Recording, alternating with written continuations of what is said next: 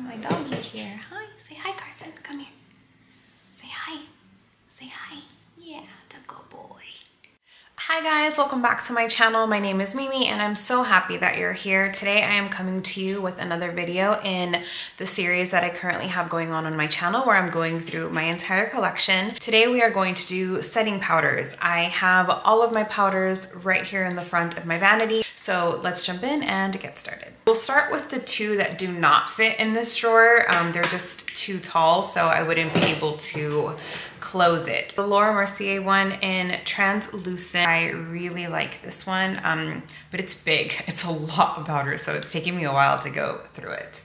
One that does not fit in here because it's just too tall is the House of Labs, is the Bio Blurring Loose Setting Powder. I love this powder. I don't really hear a lot of people talk about it. Look at that. I love the stopper that they have in it. I don't really hear a lot of people talk about this powder. I do hear them rave about the foundation with good reason. Beautiful foundation. But this powder I found to be really good too, so I really enjoyed this one. And now going into all of the powders that I have here in the front. All of these do stay in this drawer. They fit here perfect, so we'll just jump right in. I have the Kosas, and this is the Cloud Set in the shade Comfy. I can never open it. I do really like this powder. I love how it's plastic, but it has a really nice weight to it. The only thing I will say is that I've kind of noticed that mine already has hard pan, and this is new. I picked this up just a couple of months ago, and I, for some reason, I picked this up maybe about a month ago, and I already have hard pan. Please let me know if that is the same situation with yours.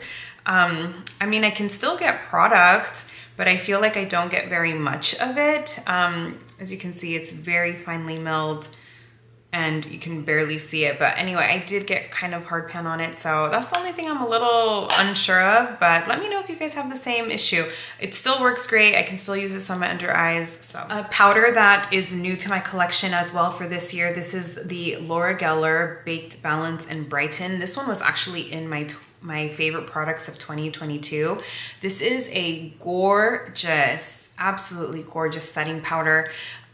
This I bought on a whim, and I'm so happy that I did. Even though this is it's like a color correcting foundation, on days where I just need to touch up and I don't have time to sit there and really go through my face and just really reapply a lot of stuff, this is beautiful. It completely corrects any type of imperfections on my makeup, and it makes it all just look really nice and very well put together. So I really like this one. Another loose one that I have here, this one is the Maybelline Fit Me, and this one is in the shade Light Medium. I love this from the drugstore. This is a beautiful finely milled powder. Big fan of this one. I actually think it's very much a dupe for this one, the Huda Beauty. This one is in the shade Banana Bread.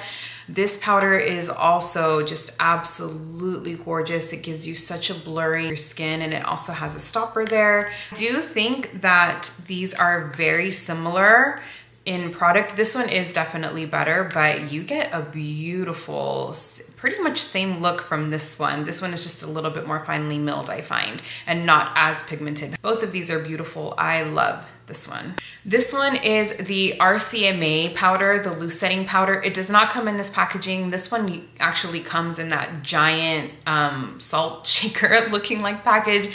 It was way too big. I got rid of it because I didn't have very much left. So I just bought this packaging on Amazon. I just poured it in here and I just use it. This is also a wonderful setting powder. It was very popular years ago for good reason. I don't really hear a lot of people talk about it, but if you see people's declutters, they usually keep that powder. And again, I do as well.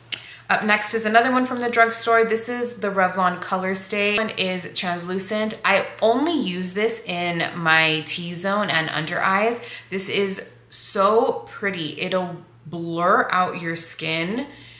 I don't know if you can see that, but this does such a beautiful blurring effect on your under eyes, and I only use it for the T-zone because it is mattifying and I have very dry skin. So in the T-zone, this is gorgeous. Then we have the One Size. This is Turn Up the Base in the shade Medium. This one is also another really gorgeous powder. I use this for all over the face. This one also does a very beautiful blurring effect, but it is tinted. So when you apply it, you don't want to go in with the heavy hand because then it does look cakey. Again, I have dry skin, so I'm very light-handed with a lot of powders. This being one of them, but this one's a beautiful powder. I don't like the packaging though. I don't like that this part sticks out. However, it's a great product, so I'm very happy that I have it. Another one that is just an absolute favorite, tried and true, is the Giorgio Armani, and this one is the Luminous Silk in the shade number 7. This is by far my absolute favorite face powder. It looks different in the packaging now. I know that they reformulated and they repackaged this product. I don't know if it's the same. I've had this one for a long time. I refuse to get rid of it. It still works fine. It doesn't break me out or anything. So I keep this and I hold on to it for dear life because it's just such an amazing powder. I heard the one that's in the new packaging has been reformulated. I do not know if it's good. From what I've read, I've heard the formula is changed, which makes me really, really sad because I want to repurchase this. But this one's gorgeous. If you have this from before, you probably say the same thing. If you have dry skin, this powder was magic. I have the Pat McGrath Labs, and this one is in the shade medium. This is the Skin Fetish Sublime Perfection Blurring Under Eye Powder. So this powder is only for under eyes. As you can see, it's very well loved. This is an amazing powder for under eyes. Makes your concealer last all day, doesn't crease. This one's great. Another one that I actually really like for under eyes as well. I have not really used this for all over the face, but I have used it for under eyes and it's gorgeous. This is the Hourglass Veil Translucent Setting Powder. This one is in the mini size just because the loose powders, I find that there is just so much of it. The mini ones are just better. I can use them for a while and not feel so stressed to use them before they expire.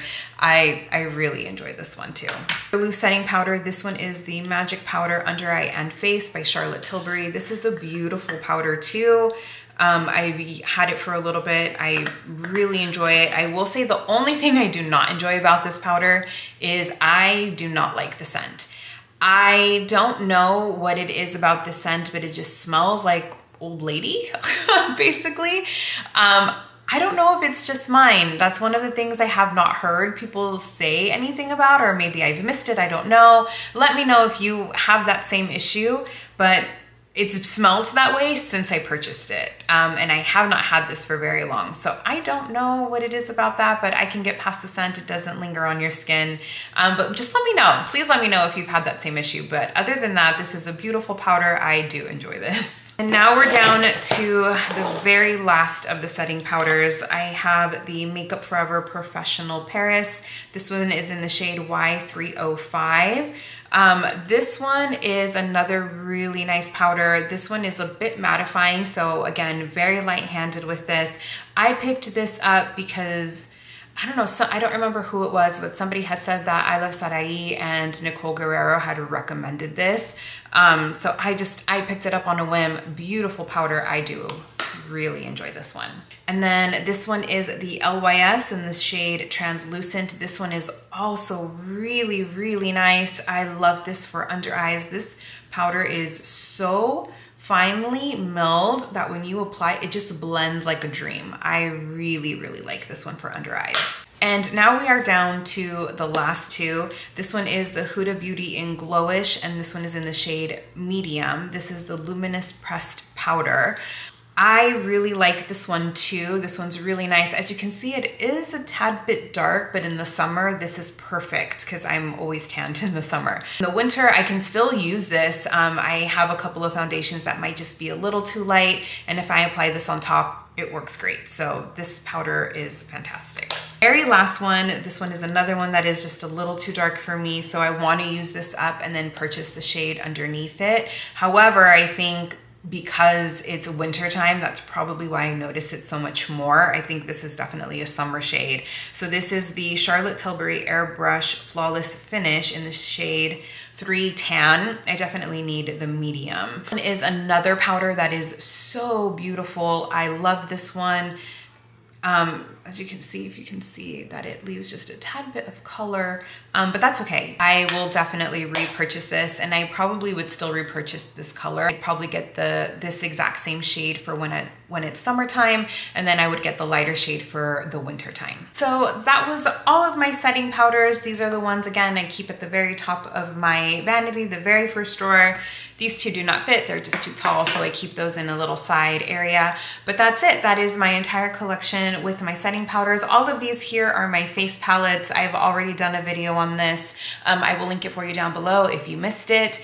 I will continue to go on with this series on my channel where I am going through all of my collection. Thank you guys so much for watching. Please subscribe if you haven't already, and I will see you in my next video. Thanks, bye.